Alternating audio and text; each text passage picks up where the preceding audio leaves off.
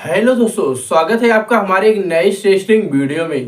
दोस्तों आज की इस वीडियो में हम बात करने वाले हैं जियो रिलायंस के बारे में। दोस्तों इस शेयर का देखेंगे हम फंडामेंटल कितना स्ट्रांग है, इस शेयर को हम बाई कर सकते हैं कि नहीं, सारी जानकारी हम जानेंगे। दोस्तों साथ ही इस वीडियो में आपको बताएंगे कि आप फंडामेंटल कैसे देख सकते हैं, कैसे पहचान सकते हैं कि आपको ये शेयर बाई करना चाहिए कि नहीं, हमें किन किन बातों का ध्यान रखना चाहिए। सारी जानकारी दोस्तों हम इस वीडियो में जानेंगे। तो चलिए फंडामेंटल हम जानते हैं कैसा होता है, किस प्रकार से इसका काम हमें शेयर मार्केट में करना है पैसे को अपने लगाने से पहले स्टॉक में। तो दोस्तों पहले हम जानेंगे किस चीज़ के बारे में हम जानने वाले हैं, किस चीज़ का फंडामेंटल हम जानेंगे।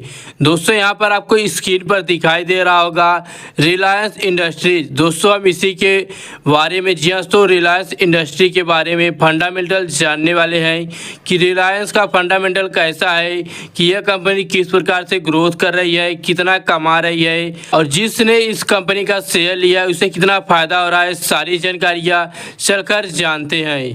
तो सबसे पहले हम देखते हैं यहाँ पर फंडामेंटल हमें दिखाई दे रहा होगा। दोस्तों जैसा कि आप यहाँ पर देख सकते हैं फंडामेंटल आपको यहाँ पर दिखाई दे रहा होगा। ठीक इसी के नीचे आपको यहाँ पर मार्केट कैप लिखा हुआ दिखाई दे रहा होगा, MKT लिखा हुआ है यहाँ दोस्तों। कैप इसी को बोलते हैं मार्केट कैप। दोस्तों मार्केट कैप जितना बड़ा रहता है उतना ज़्यादा रिस्क हमारा कम रहता है। जितना बड़ा मार्केट रहेगा उतना ही रिस्क हमें कम रहेगा और जितना छोटा मार्केट रहेगा रिस्क उतना ज़्यादा रहता है हमें शेयर लेने में। यहाँ स्क्रीन पर जैसा कि आप देख सकते हैं जो रिलायंस का मार्केट कैप है वह 20,43,107 करोड़ रुपए है। इसका मार्केट कैप का टोटल शेयर का वैल्यू।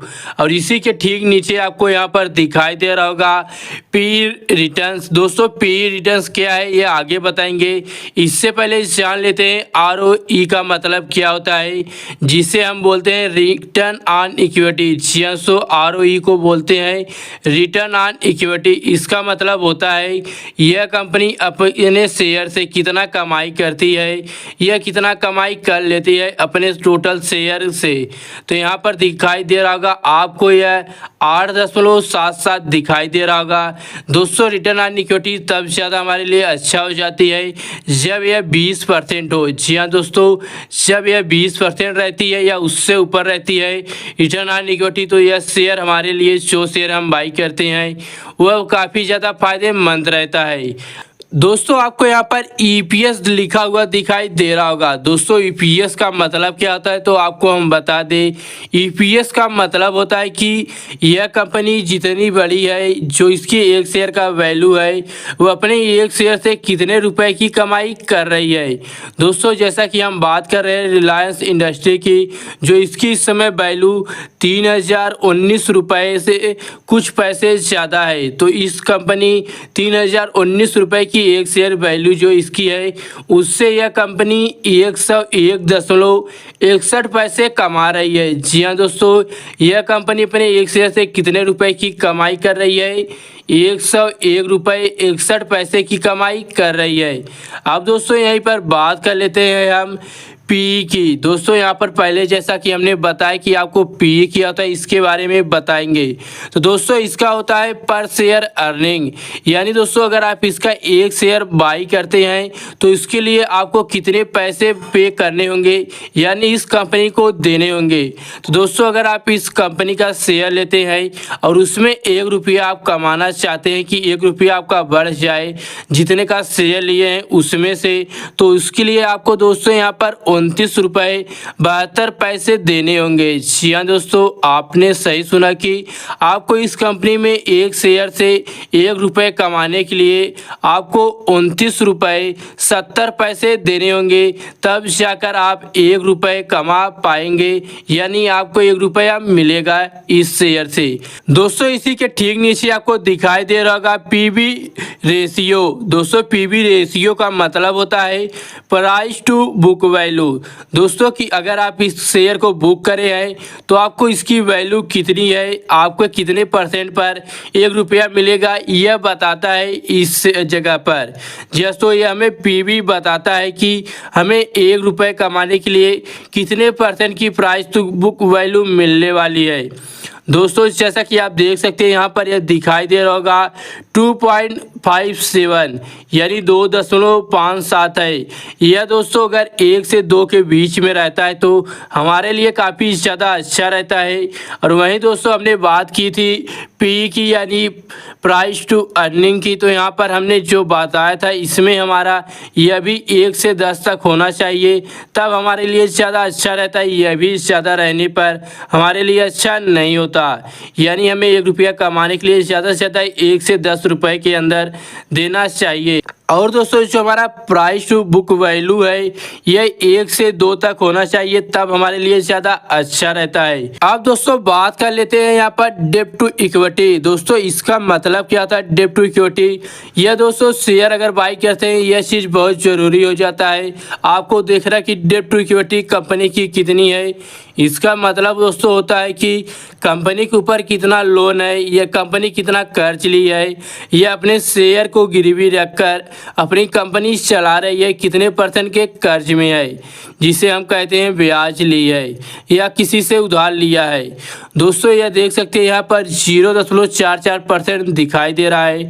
दोस्तों अगर यह 0 से 1% तक रहती है तो हमारे लिए ज़्यादा अच्छा रहता है।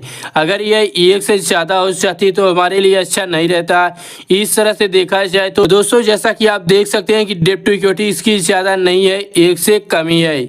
वही दोस्तों अब बात कर लेते हैं बुक वैल्यू की। यहाँ पर आपको दिखाई दे रहा होगा बुक वैल्यू लिखा हुआ है। दोस्तों बुक वैल्यू का मतलब यह होता है कि आप यह शेयर जब बाई करते हैं उस समय कितना प्राइस है, और यह कंपनी जब बंद हो रही होगी या बाई चांस किसी कारणवश जब यह कंपनी बंद होती है तो उस समय हमें कितने पैसे मिलेंगे अगर हमने शेयर को खरीद के रखा है, बेचा नहीं है, यानी उसके सेल नहीं की है। तो उसके लिए दोस्तों हमने आपको बताया कि इस समय इस कंपनी का जो शेयर वैल्यू है वह 3019 रुपये है, जैसा कि हमने आपको बताया था। और यहाँ पर बुक वैल्यू जैसा कि आप देख सकते हैं 1172 रुपये 78 पैसे है। यानी दोस्तों अगर कंपनी जब बंद होगी तब उस समय आपको अगर शेयर आप अपने सेल नहीं किए हैं, उसे बेचे नहीं हैं, खरीद के रखे हुए हैं, तो उस समय जो आपको प्राइस मिलेगा आपके एक शेयर का वह दोस्तों मिलेगा 1172 रुपये 78 पैसे के हिसाब से। जितने शेयर आप बाई करेंगे उतने ज़्यादा आपको उसी हिसाब से जोड़कर कितना पैसा दिया जाएगा दोस्तों 1172 रुपये 78 पैसे के हिसाब से आपको पैसा आपको रिटर्न दिया जाएगा। वहीं पर अब नीचे आपको दिखाई दे रहा होगा फेस वैल्यू। दोस्तों फेस वैल्यू जो है ये ज़्यादा कुछ मायने नहीं रखती। यह कंपनी अपने हिसाब को सही से जोड़ने घटाने के लिए 10 या 5 कर रखती है, जैसा कि आपको यहाँ पर 10 दिखाई दे रहा होगा।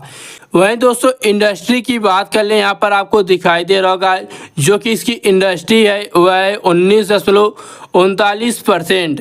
तो दोस्तों अब बढ़ते हैं हम शेयर होल्डिंग पैटर्न में और जानते हैं कि शेयर होल्डिंग पैटर्न हम किस तरह से देख सकते हैं। जैसा कि दोस्तों यहाँ पर हम आ गए हैं शेयर होल्डिंग पैटर्न पर, और यहाँ पर सबसे ऊपर आपको देख सकते हैं जून 2024 दिखाई दे रहा होगा। और सबसे ऊपर है प्रमोटर्स, यानी कि रिलायंस कंपनी में कितने % प्रमोटर्स हैं 50.33% प्रमोटर्स हैं। जो विदेशी इन्वेस्टर हैं फॉरेन इन्वेस्टर हैं उनको देख सकते हैं यहाँ पर 21.75 यानी 21.75% है।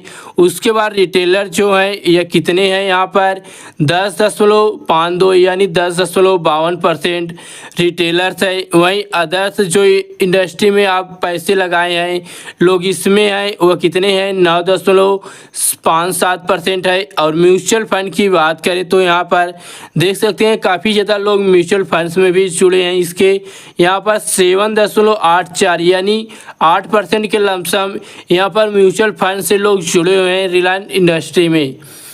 लेकिन दोस्तों अभी तक आपने इस वीडियो को एक लाइक नहीं किया है तो इस वीडियो को एक लाइक ज़रूर कर दें, क्योंकि आपके लाइक करने से हमें मोटिवेट मिलता है। तो चलते हैं स्क्रीन पर, वहीं पर सारी जानकारी जानते हैं। लेकिन दोस्तों अगर आप इस वीडियो को स्किप कर देखते हैं तो आपको यह जानकारी सही से समझ में नहीं आएगी। आप बिना स्किप किए हुए इस वीडियो को जरूर देखें, जिससे आपको सारी जानकारी अच्छे से समझ में आ जाए। तो दोस्तों आपने देखा कि हम कैसे फंडामेंटल देखकर पहचान सकते हैं कि यह शेयर हमें बाई करना चाहिए कि नहीं। इसका फंडामेंटल कैसा है आप अच्छे से पहचान गए होंगे।